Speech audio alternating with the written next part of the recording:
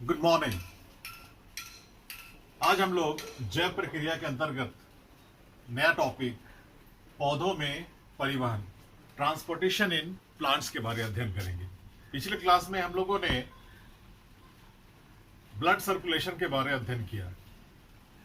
आज हम लोग देखते हैं कि पौधों में परिवहन किस प्रकार होता है। पौधों में परिवहन मुख्य रूप से कार्बन डाइऑक्साइड, मुख्य रूप से जल, खनिज लवण और यहां उपस्थित नाइट्रोजन, यहां उपस्थित फास्फोरस, यहां उपस्थित पोटाशियम, इन तत्वों का स्थानांतरण, इन तत्वों का परिवहन होता है। यहां दो पौधे का चित्र बनाया है, वो गया है। एक स्मॉल साइज प्लांट है, छोटा पौधा है, और एक पेड़ है। छोटे पौधों में सूर्य के प्रकाश की उपस्थिति में पौधे प्रकाश संश्लेषण करते हैं और इसमें कार्बन डाइऑक्साइड को ग्रहण करते हैं, जल को ग्रहण किया जाता है। इस छोटे पौधे में ये जो जड़ है, इससे जो जल और खनिज लवण का स्थानांतरण पौधों से, जड़ों से पत्तियों में होता है। यह होता है उच्च सांद्रता से निम्न सांद्रता की ओर, जिसे हम लोग विसरण विधि कहते हैं।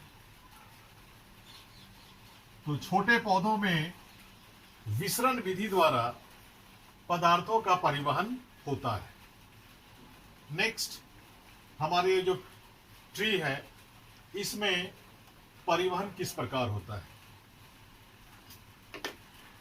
हमारे पेड़ों में जड़ों से खनिज लवण, जल, पोटाशियम, नाइट्रोजन, फास्फोरस का स्थानांतरण ऊपर की ओर हरी पत्तियों तक होती है। और यह किसके द्वारा होती है? तो एक उत्तक है जिसका नाम है जाइलम उत्तक, यह एक संवहन उत्तक है। जाइलम उत्तक के द्वारा पौधों के जड़ों से जल और खनिज लवण का परिवहन हरी पत्तियों तक होता है। हमारे जाइलम उत्तक क्लास 9 पे पढ़ा हुआ है, 4 तत्वों से बना हुआ है। इसमें 4 तत्व कौन कौन से हैं? तो पहला है जाइलम वाहिनिकाएं, दूसरा है जाइलम वाहिकाएं, तीसरा है जाइलम पैरेन्काइमा, और चौथा है जाइलम फाइबर। ये चारों तत्व मिलकर पौधों के जड़ों से खनिज लवण, जल और पोषक तत्वों का स्थानांतरण जड़ों से हरी पत्तियों तक करते हैं। इन हरी पत्तियों में प्रकाश संश्लेषण के द्वारा ये कार्बन डाइऑक्साइड और यहां से जल आपस में मिलकर इन पत्तियों में ग्लूकोज का निर्माण करता है, भोजन का निर्माण करता है। इस ग्लूकोज का स्थानांतरण पौधों के प्रत्येक भागों में उसके रिक्वायरमेंट के अनुसार हर एक जगह स्थानांतरण होता है। और ये हरी पत्तियों में निर्मित भोजन ग्लूकोज का स्थानांतरण पौधे के प्रत्येक भागों में होती है, वह फ्लोएम उत्तक के द्वारा होती है। जिस प्रकार जाइलम उत्तक में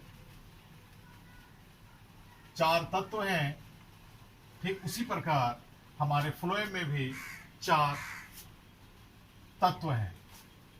क्या क्या है? ये है ये है छलनी ट्यूब, दूसरा है साथी कोशिका, तीसरा है फ्लोएम पैरेन्काइमा और चौथा है phloem fibre.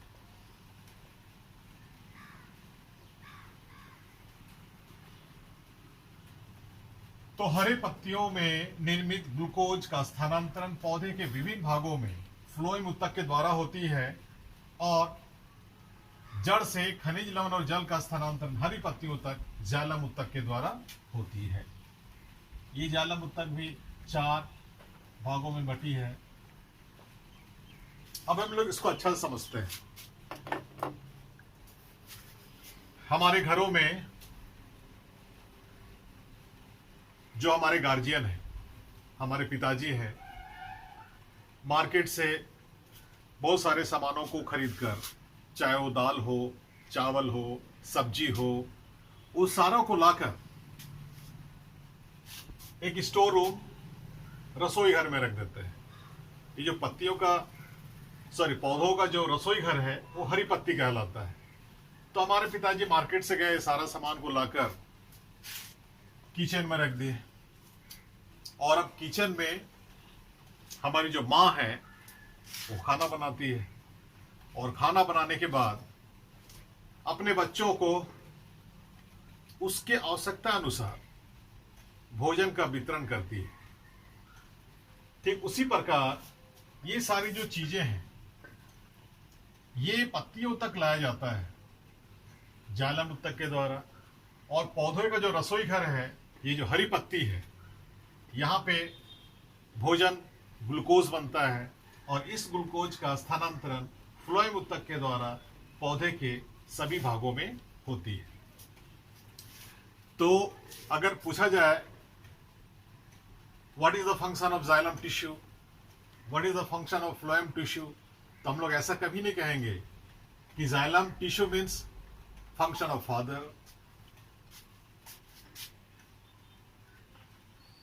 Phloem tissue means function of mother, ऐसा हम लोग कभी नहीं बोलेंगे। क्योंकि अगर हम लोग जाइलम को पिताजी बोल देते हैं और फ्लोएम को माँ बोल देते हैं तो ऐसी बात नहीं है। जो काम वहां पे किया जा रहा है वही काम पौधों के द्वारा किया जा रहा है। यहां हम 1-2 टर्म देखेंगे। यहां पे एक टर्म है वाष्पोत्सर्जन।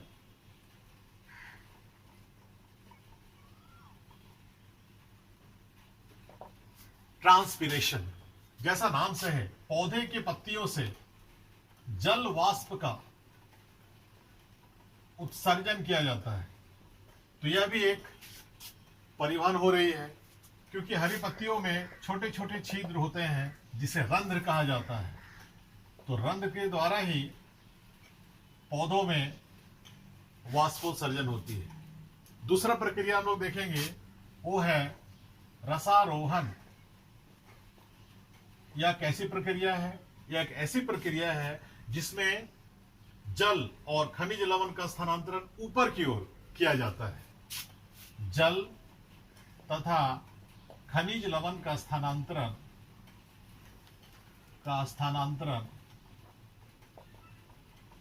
ऊपर की ओर किया जाता है।